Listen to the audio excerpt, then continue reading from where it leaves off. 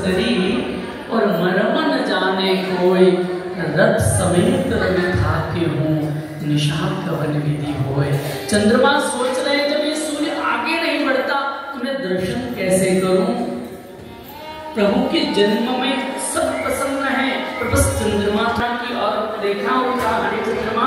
वसई तुंगारेश्वर पर्वत येथील बालयोगी श्री सदानंद महाराज यांचे पारायण 4 मार्चपासून अरुणाचल प्रदेश परशुराम कुंड येथे सुरू आहे आणि इकडे मोजके भक्त आलेले आहेत, 250 भक्त आलेले आहेत, बाबांचे अनुयायी आलेले आहेत इकडे। 8 मार्चपर्यंत म्हणजे आजची 7 तारीख आहे आणि उद्या 8 तारखेपर्यंत हे पारायण चालणार आहे। आणि ह्या पारायणासाठी भोजनाची व्यवस्था कशी, एका बाजूला हॉलमध्ये पारायण सुरू आहे आणि दुसऱ्या बाजूला त्यांना भोजनाची व्यवस्था केलेली आहे। आणि भोजनाची म्हणजे इकडे अफाट म्हणजे अगदी हिमाचलासारखी कुडकुडीत थंडी आहे आणि या थंडीत लोक सकाळी गाठत असतात, पण 12 वाजले की त्यांना बाबांचा जो भंडारा आहे तो भंडारात लगेच पोचतो। आणि त्यासाठी हे बाबांचे खास 2च अनुयायी आहेत, म्हणजे भंडाराचे हे आहेत ते इकडे समजतात। एक आहेत भरत भाऊ आणि भाऊ आपलं नाव हां, तर हे दोघं जण आणि त्यांच्या जोडीला एक ते गोशाळेचे सहआयोजक आहेत गोशाळेचे, तर ते त्यांच्या जोडी आले। आपलं नाव सनी देवकर हां, आणि हे खास शिर्डीवरून आले त्यांना मदतीसाठी। आणि परत हे बाबांचे अनुयायी हे जे नेहमी असतात की चपात्या लाटणं असो की काही प्रसाद बनवणं असो त्यासाठी ह्या महिला तत्पर असतात। हे बघा हे ह्या प्रकारे चपात्या लाटण्याचं काम सुरू आहे। हे इकडे ह्या बाया आता थोडंसं विश्रांती करत आहेत, तिकडे भाजीपाला पडलेला आहे, पण सर्व कसं व्यवस्थित सुरू आहे। हे आणखीन एक डिमेलो म्हणून आहेत, आपलं नाव डिमेलो, नाव काय आपलं? डेनिस, बोला नाव। डेनिस डिमोंटी। कुठून आलात आपण? वसई आगाशी। अच्छा, ओके। कसं वाटलं जेवण वगैरे कसं वाटलं इकडे भंडारा? 1 नंबर, सगळी व्यवस्था 1 नंबर। Okay, thank you. आता हा असा भंडारा आहे आणि एकदम गरमागरम, म्हणजे थंडी कुठे पडायची। ह्या अशा हे बघा ह्या चपात्या लाटून असं हे केलं म्हणजे अर्धा तास आधी म्हणजे एकदम गरमागरम जेवण मिळतं। ह्या चपात्या आहेत, ह्या इकडे महिला आहेत। इकडे आज काय बनवलं स्पेशल?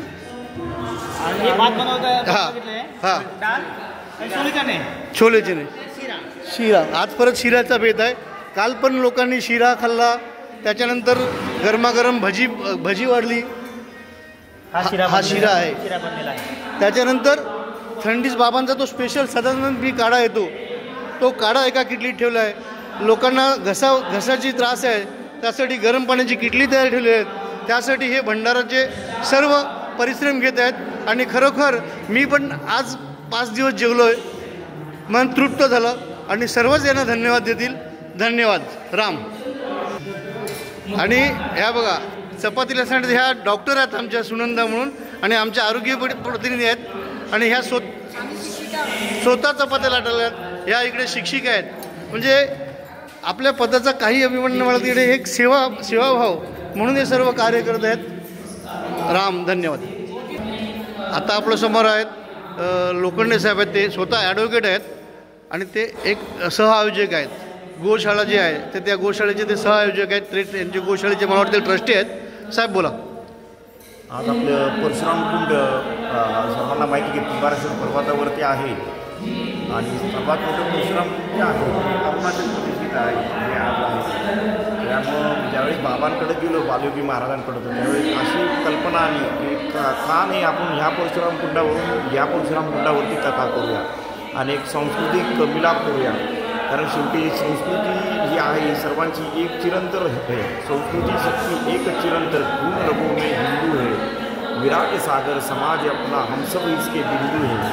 या वाक्याप्रमाणे जर केलं तर आज आपण सगळे एकच आहोत, आपल्या प्रत्येकामध्ये एकच रक्त आहे हे दाखवण्यासाठी आज इकडचा वनवासी आणि तिकडचा शहरवासी यांचा आपण या ठिकाणी आज मिलाप करण्याचं ठरवलं। याप्रमाणे ही कल्पना ज्यावेळेस आली तर महाराजांनी आदेश केला आणि आम्ही आमच्या गोशाळेकडनं कामाला लागलो आणि त्यानंतर कामाला लागलो आणि त्यानंतर मग या ठिकाणी आपण आयोजनाला लागलो आणि त्यानंतर 2 महिन्यापासून आपण या ठिकाणी प्रिपरेशन केलं ना. आज जवळजवळ 250 लोक मुंबईमध्ये आले पुण्यामधनं आणि निरंतर अखंड ज्ञानेश्वरीचं पारायण आणि भागवत कथा असं या ठिकाणी आपलं आयोजन आहे. पालखी सदानंद महाराजांचा आशीर्वाद निरंतर भेटत आहे आणि परशुराम कुंडही आहे या ठिकाणी सर्व स्नान करायला जातात. धन्यवाद.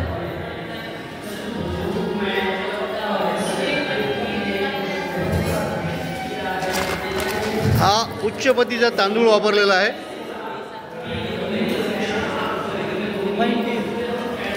आणि